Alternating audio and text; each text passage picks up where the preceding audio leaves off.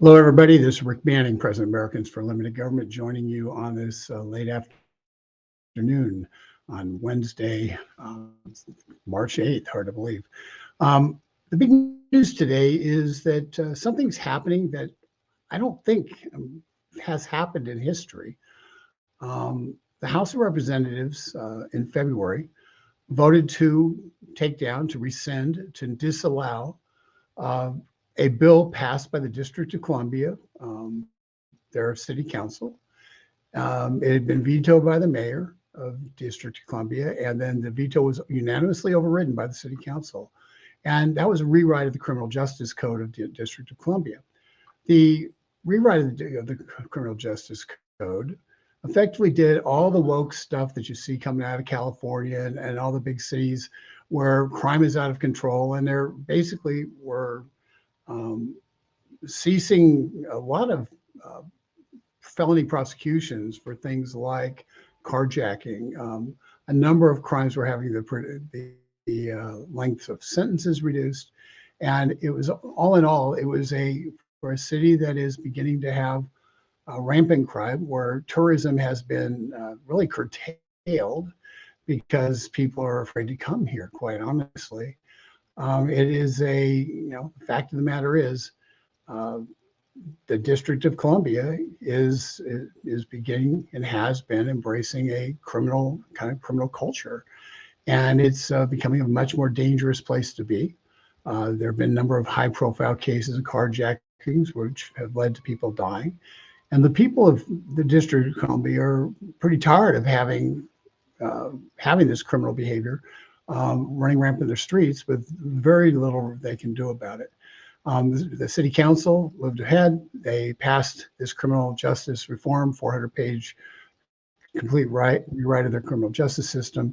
The House of Representatives said, well, under the Home Rule Act, we're able to review every single action by the District of Columbia. And they did, and they voted on a bipartisan basis. 31 Democrats voted with the Republicans to vote against the criminal justice bill, the D.C. criminal justice bill. That has gone to the Senate. The Senate is voting today on that with strong bipartisan support for overriding it. And President Biden has said he will sign a bill that does, in fact, take down the D.C. criminal justice law that was passed. The big news, first of all, this hasn't happened before. So, D.C. has something called home rule. They've had it since 1974. They've had a lot of problems. But one of the things that Congress has had oversight over what they're doing. In the mid 90s, Congress had to put a financial control board into place to try to get DC, which was, get this, Congress was worried about DC being profligate spenders and being out of control of their spending. And so they appointed somebody to actually oversee it, become kind of a special master over the town to make sure the government spending was reduced and that they were running a balanced budget. Kind of a funny concept when you think about where we are right now with this Congress, but nonetheless, there was some irony there. But that was 28 years ago, that was a pretty big deal back in the 25, 28 years ago, to get DC back under some kind of fiscal sanity. But now it's the first time an actual law has been completely revoked and denied by the Congress. And so it's really a big step. And the interesting part about it is, in some respects, the Republicans, by pushing this forward, have done a tremendous favor to Democrats who are vulnerable, because they're going to get to vote against the DC bill in the Senate. And they're going to be able to say, no, I don't support all these crazy release all the criminal plans. And they're going to be able to say that they're tough on crime because of this vote, when in fact, it's the people they support, the policies that they support, that have led to a lot of the criminal justice challenges we have across the country. The other interesting thing about this is, we're going to have, right now, there's a number of district attorneys, or state's attorneys or prosecutors, whatever they're called in the diverse jurisdictions, who were elected 4 years ago by with a lot of George Soros money. And these are the prosecutors that refuse to prosecute violent criminals and keep running people back out on the streets. We have 3 of them that are up in Northern Virginia. Each will, at least one of them has a challenger, a Democratic challenger in Fairfax County. But we've seen in San Francisco, the recall of the Soros prosecutor that was elected in San Francisco, of all places. We saw an attempt to take down the prosecutor in LA County because he was, really doing the same exact thing. We've seen time and again across the country the recall or people voting council members and trying to do stuff. We saw in Seattle where they basically turned their local government turned the city over to Antifa. We saw the mayor lose their election in Seattle. So the people are beginning to say we've had enough of this.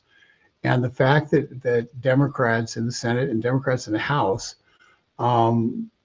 voted to say, no, we're not going to allow you to continue to lower the criminal penalties and make the streets less safe is a big step. But it also can't be missed that a member of Congress about a month and a half ago, a female Democrat member of Congress, was accosted by a homeless person in the elevator of the place she lives. And that person she had a hot coffee, and she threw the hot coffee on her assailant, which caused that person to back down. But you're looking at, so it's when the crime begins to touch the members of Congress, when the crime begins to touch their staff people, when people say, gee, I don't really feel safe coming to DC after dark, and they hear from restaurateurs and others that their businesses are really way down in terms of people going, and the nighttime businesses are real slow. When people start hearing that, when Congress, who lives here, experience the actual crime themselves, as strange as it may seem, it's almost like this is a hometown issue for them. The reason we started had this meme that said their DC statehood is dead, is that just last year, there was a big push to eliminate the filibuster. And one of the first things that the Democrats had planned upon eliminating the filibuster was to put DC statehood together and make DC statehood a reality.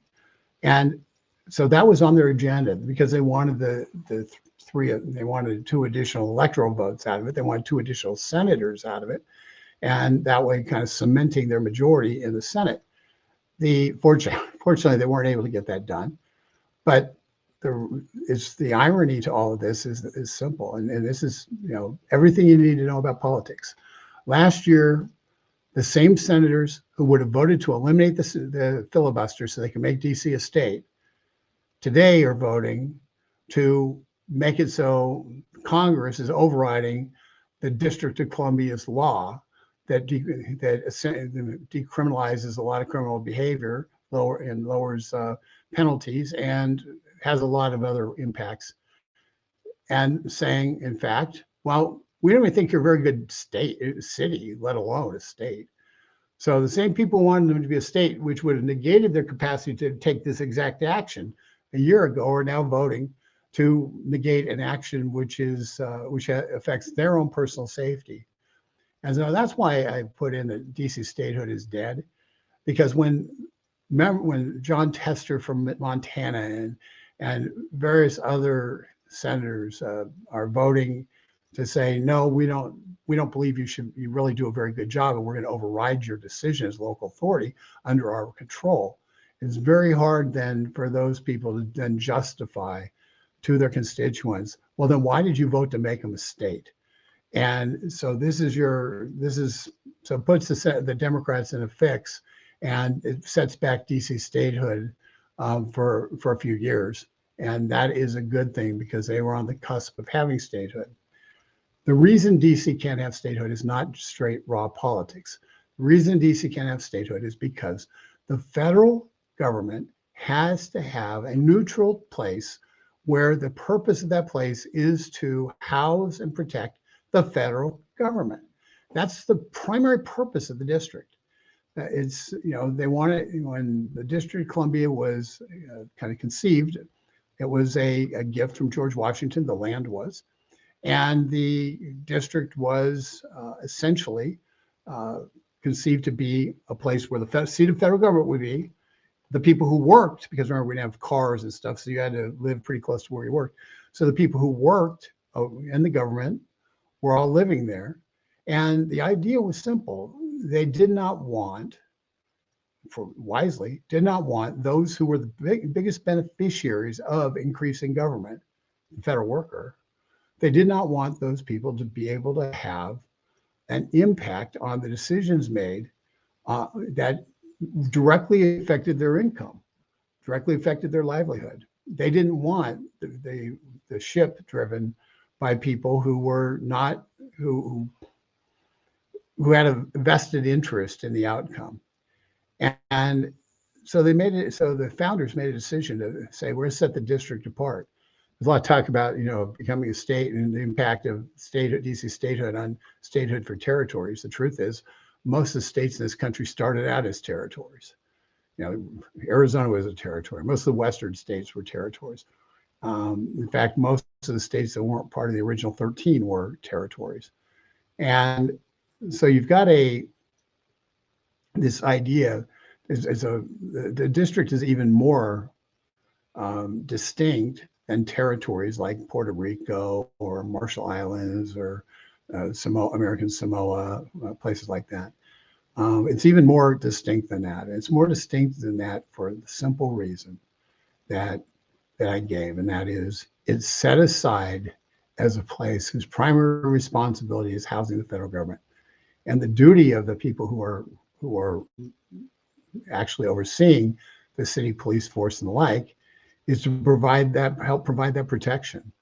We saw under during the President Trump's time, the Metropolitan Police were pretty late because their leadership pretty late to the game in terms of protecting the Trump White House, protecting and particularly after the Republican nomination acceptance speech, where I and a few thousand other people had to leave the White House into a mob that was screaming death threats and attempting to brutalize people. Got so bad that Senator Rand Paul, his wife, were accosted, were escorted to the hotel by a Metropolitan Police officer. But they were accosted by this mob. Other people just kind of walked the opposite direction, away from where their cars were, walked around DC in the middle of the night for an hour or two to get back to where they were, where their actual vehicles were, the hotel they were staying in. It was one of the more bizarre experiences I've had. Personally, I got on a bus, went to the Trump Hotel, stayed there till 3 a.m. And when the Metropolitan Police said it was clear for us to walk the 2 blocks back to where my car was. So it was a bizarre experience. The thing that's supposed to happen is the DC is supposed to be set up as a protection zone for our federal government. And when you politicize that protection zone, when you have a mayor who paints streets, Black Lives Matter Plaza right in front of the White House, you create an environment where the elected DC government actually foments protest against the federal government, rather than providing a police, a security buffer for those people who work in that government, so they do not, so they're not assaulted. And that's what we experienced. That's what I experienced. Anybody who was here during 2020 experienced that. And truth be told, it's the city of DC really failed during that experiment. And they have, as far as I'm concerned, they've lost the right for a generation to even talk about being a state. They have to prove they can be a good city before they can prove before they get to before anybody should ever think about making them a state. With that, I'm going to read a couple of comments here because I'm going to take off my glasses so I can see them though.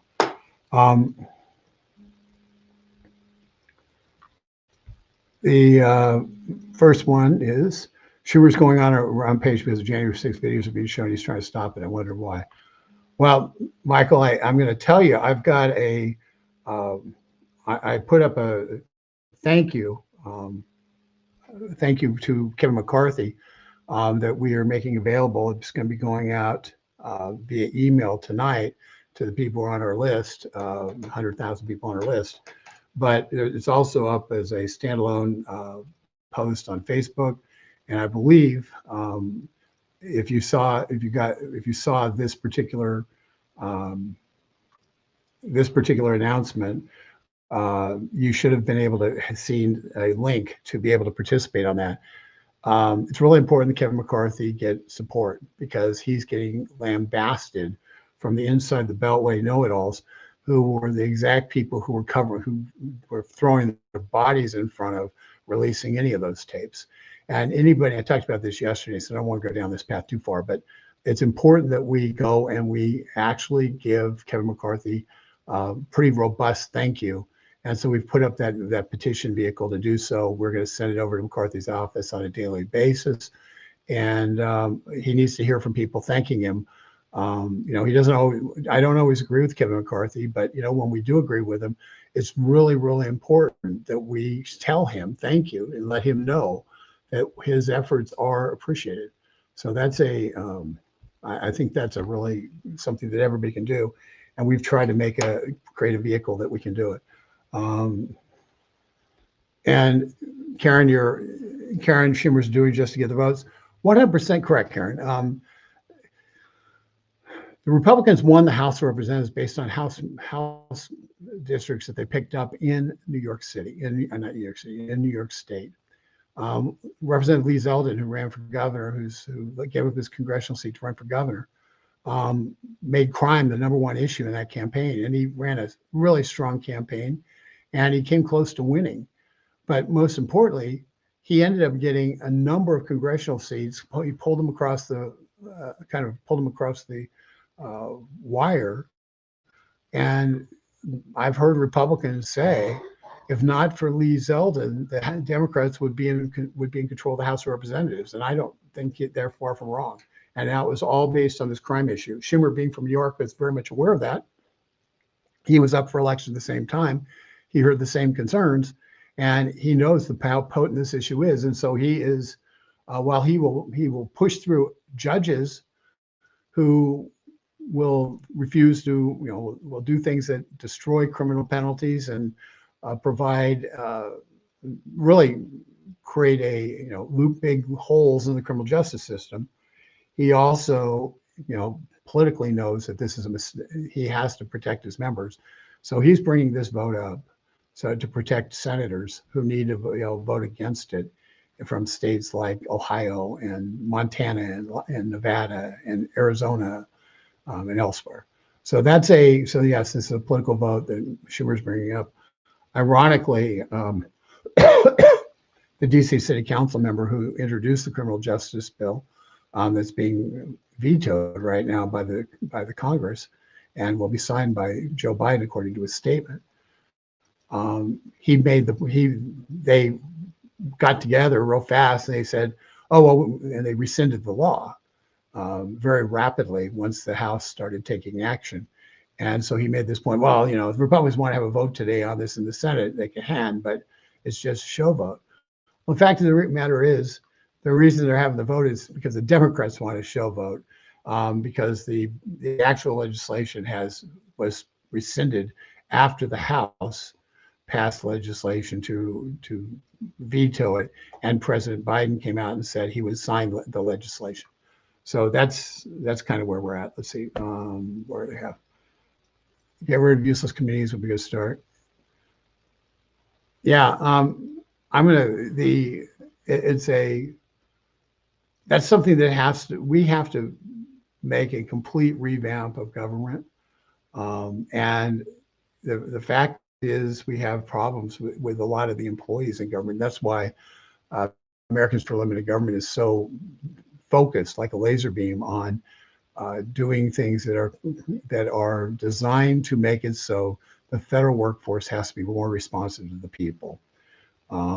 Right now, and so we're doing things like we're trying to get a study done to show, and I know study sounds stupid, but this is important. A study that will show how many of the federal employees never even showed up to work one time during the pandemic. We know that in the first 10 months of the pandemic, or 9 months of the pandemic, in the Health and Human Services Department, 25% of the federal employees didn't log into the computers one time. 25%. And so we're trying to get that data out of the federal government for the last 2.5 years, and that way that's from that data you can launch a lot of the other things you want to do related to civil service. We're pushing a piece of legislation, which I hope to have it introduced shortly, called the Merit Act, which is it's very simple. The Merit Act does it makes it so if a federal employee doesn't come to work, they don't do the work, they're incompetent, or they're lazy, or they refuse to do the work, that they can be put on an expedited firing process. Right now, it takes 6, 8, 9 months to get somebody fired, and through all the appeals processes. This will put it on an expedited process. The person is not guaranteed they're going to get fired, but it makes the decision points a lot faster. And the truth is, if you're sitting there as a appointee, as I was at one point in the past, and you're faced with a personnel problem, you have to make a decision. And the decision is, am I going to spend the next 8 months of my life dealing with this when I really didn't come into this place to try to deal with a personnel problem? I came in to try to fix some of the problems that exist in this government and make it streamline it. But if the minute you do a personnel issue, you are literally tied up. You expect your life to be pretty much, you're tied up for 8 months. And so this will make it so the time investment to get rid of a bad employee is much less, making it so it's much more likely that people are going to be willing to take that investment to clean out the worst of the worst employees out of the federal civil service. And so those are just a couple of things we're pushing. There's some bigger picture stuff we're doing to deal with the senior executive service, but we'll talk about that another day. But yeah, we have to clean up the mess. That's 100% true. Let's see here. I'm doing repeats. I'm sorry. I can't actually see my notes here. So there we go. Rampage. Yeah, we talked about the Lois Marshall. Thank you for bringing this up. The U.S. leadership proposing on giving sovereignty of the World Health Organization. Please call your representatives. We also have a take action on this on this exact issue. We discussed it, I think, last week, and it's this sounds crazy, but it's true. It's 100% true. What the Biden administration is trying to do is they're trying to allow the World Health Organization to be able to declare when there is a pandemic and declare what each country needs to do to deal with a pandemic.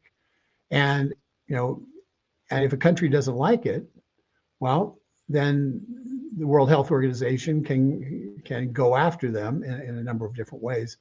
But it's setting the stage for essentially the World Health Organization, which is organized under the auspices of the UN, to be able to run our global health care. It's insane, and it is obviously a direct attack on the sovereignty of our nation. And unfortunately, it's something which Joe Biden's negotiating, and and in March they're going to do sometime this month. They're going to go and they're going to try to sign off on it. So I guess it's May. I'm sorry, they're going to sign off on May. There's legislation that would at least object to it. That's been proposed, and If David is listening, David, if you would put the World Health Organization pandemic action on getliberty.org for tomorrow. We will have tomorrow, if you go to getliberty.org, we'll have a take action up on the getliberty.org that you can use to take action and urge Congress to take action against this really crazy proposal that's being put forward and being signed off on by the Biden administration. And once again, they don't think they actually have to treat anything and send it to the Senate. They think they can just do stuff. And in something of this, treading away our sovereignty to this degree, we're arguing that you really need to send it over to the Senate. So thank you for bringing that up. I really appreciate it, Lois, because that is a massive, important issue. Got lost, Michael again. I got lost in DC years ago and got pulled over and asked what in the world am I doing here in the neighborhood. I was told I was so lucky and they escorted me back to the main road. Yeah. Well, you know, there's a movie that Steve Martin and Danny Glover were in called Grand Canyon, and it's has a similar storyline. The fact of the matter is, in Washington D.C. is really an evolving city. In the last 10, 15 years, the area around the Capitol has gotten significantly safer. Until you started seeing the kind of this the Antifa element come in and really disrupt things and drive a lot of businesses out of business. And so you have so there's a new renewed kind of feeling that it's not safe to go out after dark in DC. And quite honestly, when I schedule meetings in DC, I stopped scheduling before. It's a rare circumstance when I stay late for going to a reception or something like that. I do it when I have to, but the fact of the matter is, I don't look forward to walking the streets of DC at night. And and that's really changed. It's changed dramatically for me over the last 5 years in terms of the way I view it. I had a buddy come out a few years ago, and I took him down, and we walked around the Lincoln Memorial and the Vietnam Veterans Memorial at midnight, and just kind of because the feel of those memorials is so different late at night, and there's not a lot of people there, and the shadows it's really powerful. But I'd never do that now. I would never do that now. It's just not safe. So, Michael, I fully appreciate the sentiment. I hate to say it. I went to the University of Southern California, which is not in a great part of town in LA. And my girlfriend, now wife, lived in a different dorm or a different apartment building than I did. And I walked from her dorm or apartment building almost every single night, pretty late at night, and through places where there's gang wars going on, and never once worried for my own safety. And yet it gets dark in DC. I look around and say, man, I got to get out of here. So it's a different world, unfortunately. Let's see what we got. Florida girl. I was born in that land. Now knows the swamp. I'm not sure if that is a gift or something, or not a gift. Well, it's kind of funny that it's called the swamp, since you now live in Florida, which is a literal swamp. But it's a the fact of the matter is, I'm just going to shoot. We can say a lot of bad things about the crime and stuff, but it is a really real kind of treat to be able to live in and enjoy the going into Washington, D.C., experience the history of Washington, D.C., being able to go to the Capitol and walk the halls, the same halls that were walked by greats of the past. It's amazing to be able to go. When I was able to go in the White House a few times, multiple times under the Trump administration, go to the Christmas parties, stuff like that, or go there for meetings. Being able to be and meet the president in the Roosevelt Room, meet people in the administration, cabinet members, and in their various offices, but also in the White House complex, in meeting rooms that were that are historic for 150, 200 years. Historic places. It's a and so it's really kind of something just kind of makes my heart beat faster when I see the Capitol all lit up at night. It's just such a symbol of freedom. When you see the big obelisk, the Washington Monument, you drive by the Jefferson Memorial, you see the bronze Jeffersons standing in the Jefferson Memorial. You see Abe Lincoln, the marble Abe Lincoln at the top of the stairs being 87 steps, 7 years at Gettysburg Address. 87 steps up to the big, giant marble Lincoln sitting in a chair. There's something about it, and it renews my spirit. So I have to say, I can complain about the crime, but this place is worth fighting for. This place is worth fighting for. This country is worth fighting for. And a lot of our, being able to go to the National Archives and read the actual Declaration of Independence, even though it's kind of hard to read now. Look at the actual Constitution signed by the actual authors. Those things you get to do. You can do in DC. When I worked in the Labor Department, when I get frustrated and mad about stuff that was going on, I would walk down the National Archives for lunch, and I would go in and I would just walk through and experience the kind of splendor of the great documents to kind of revive my experience, remind me why I was doing this. Sometimes it's not always fun, believe it or not. So I would encourage everybody to come to Washington, D.C. and experience the greatness. Go to the National Archives, go to the Portrait Gallery, go and experience the great things that have done in this country. The Air and Space Museum with a fantastic history that goes along with that. You see the real capsules and stuff that went into space. You going out to the bigger one, the warehouse out in by Dulles Airport, which is much bigger warehouse, and it's got amazing planes in it. It's just such a great trip for people. Going to Mount Vernon, which is about 10 miles south of DC, and going to the house that George Washington and Martha Washington lived in. They're going to Arlington National Cemetery, and you see Robert E. Lee's house, knowing that when he left, because his state seceded, he felt he had to follow his state. When he left, the Union soldiers came in and took that as their base, as their headquarters, and they had Union soldiers who died buried around Robert E. Lee's house, because if he came back, they wanted him to see what he had done. Okay, and he never came back to Arlington. It was so there's a lot of stuff like that that's just gives you pause. It's just great. And so I know we talk about the crime and stuff.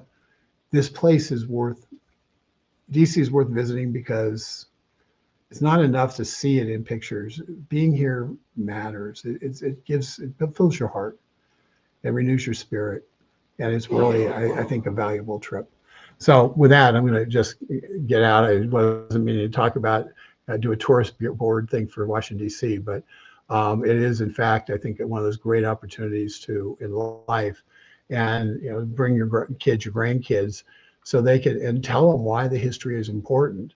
So when the idiots in history class try to tell them it's not, they have the facts, and the facts stick with you a lot more when you're standing there and you're looking up and reading words written from the Declaration of Independence on the walls, marble walls surrounding Thomas Jefferson, the Jefferson Memorial, where you actually have seen the Declaration of Independence. It's not an abstract. You can see it. You can read the words. You can see the signatures. It makes it real. And our history has to be real and tangible. The left doesn't want it to be. They're tearing down statues because they don't want our history to be real and tangible. They want to be able to deny our history. Bring your kids, bring your grandkids, bring yourself, because make American history, the greatness of America, tangible to them, so that they have the personal hands-on knowledge to be able to rebuff the attacks on the left to try to take away America's greatness paid for by the American taxpayers. With that, didn't mean to go down that road either. With that, I'm going to let you go. Thank you for tuning in, and I will be back tomorrow with another edition. Thank you. Take care. And sign that petition. Let's say we need to tell it to Kevin McCarthy. Thank you. He's under a lot of pressure, so we did this petition. If you get the emails, be on the lookout for it. It will be arriving in your inbox about 7:15. And thank you very much for all you do. With that, take care.